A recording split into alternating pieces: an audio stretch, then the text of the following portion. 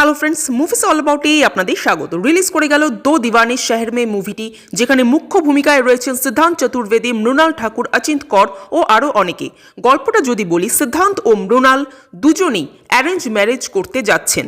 তারা দুজনেই নিজের নিজের ফ্যামিলির থ্রু একে অপরের সাথে মিট করছেন, কিন্তু তাদের সেই মিটিং তাদের ভাগ্যকে কোন দিকে নিয়ে যায় সেটা জানতে হলে আপনাদের মুভিটা হলে গিয়ে দেখতে হবে। এক কথায় বললে মুভিটা আমার একদমই ভালো লাগলো না। মুভির মধ্যে কিছু কিছু ভালো জিনিস অবশ্যই আছে, যেমন মুভির সিনেমাটোগ্রাফি। এই মুভির সিনেমাটোগ্রাফি টপ নচ, ক্যামেরার কাজ দুর্দান্ত। মুভির দৃশ্যগুলোকে পুরো জল রঙে আঁকা ছবির মতো করে প্রেজেন্ট করা হয়েছে। ভীষণ কালারফুল রাখা হয়েছে ব্যাকড্রপগুলোকে। এই মুভিটা যদি আপনি মিউট করে দেখেন, মানে কোনো শব্দ ছাড়া শুধুমাত্র দৃশ্যগুলো দেখেন, তাহলেই এই মুভিটার প্রেমে পড়ে যাবেন।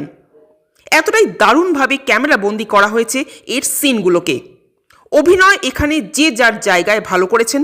বিশেষ করে সিদ্ধান্তের অভিনয় আমার বেশ ভালো লেগেছে। আর যেটা সবথেকে ভালো লেগেছে তা হলো এই মুভির বেসিক স্টোরি লাইন। এটা একটা লাভ স্টোরি। সাধারণত লাভ স্টোরি বলতে মুভিতে যেটা দেখানো হয় যে একটা ছেলে আর একটা মেয়ে যারা প্রেমের বন্ধনে আবদ্ধ হচ্ছেন, যারা তাদের সম্পর্কের পরিণতি চাইছেন, তাদের মাঝে এসে পড়ছে কিছু বাধা। সেই বাধা ব্যক্তি নির্ভর হতে পারে, অর্থ নির্ভর হতে পারে, সমাজের প্রচলিত ধ্যান ধারণা, কুসংস্কার হতে পারে, যে কোনো কিছুই হতে পারে। মোট কথা, কোনো একটা বাধা এসে যাচ্ছে এই ছেলে ও মেয়েটির মাঝখানে, এবং সেই বাধা অতিক্রম করে ফাইনালি তাদের জীবনে হ্যাপি এন্ডিং আসছে।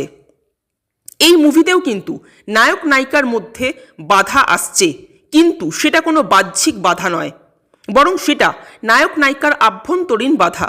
মানে সিদ্ধান্ত যেমন স উচ্চারণ করতে পারেন না, স স করে কথা বলেন, ফলে অফিসের মিটিং বা কলেজের গ্রুপ ডিসকাশন কোনো কিছুতেই তিনি অংশগ্রহণ করেন না, লজ্জার চোটে, ভয়ের চোটে, যাতে তার উচ্চারণ শুনে বাকিরা হাসাহাসি না করে। অন্যদিকে আবার মৃণাল নিজের সৌন্দর্য নিয়ে কমপ্লেক্সে ভোগেন। তিনি মনে করেন বর্তমান দুনিয়ায় চলার মতো যথেষ্ট সুন্দরী তিনি নন।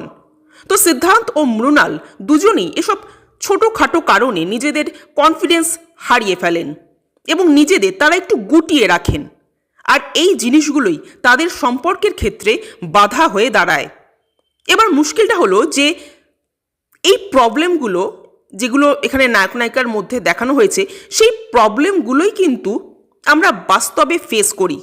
বাস্তবে আমাদের জীবনে খুব ওভার ড্রামাটিক প্রবলেম কিন্তু খুব একটা হয় না।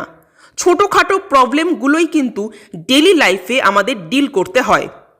কিন্তু সিনেমার পর্দায় এই ছোটোখাটো সাধারণ প্রবলেমগুলোকে বাস্তব জীবনের মতো অত সাধারণভাবে দেখালে চলে না, তার জন্য একটু নাটকীয়তার প্রয়োজন।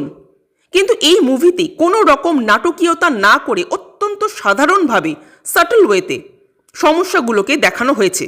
আর সেটাই হয়েছে এই মুভির সবথেকে বড় নেগেটিভ পয়েন্ট। এই মুভির শুরুটা কিন্তু ভালো হচ্ছিল, কিন্তু ধীরে ধীরে এই মুভিটা অত্যন্ত ইরিটেটিং আর বোরিং হয়ে গেল।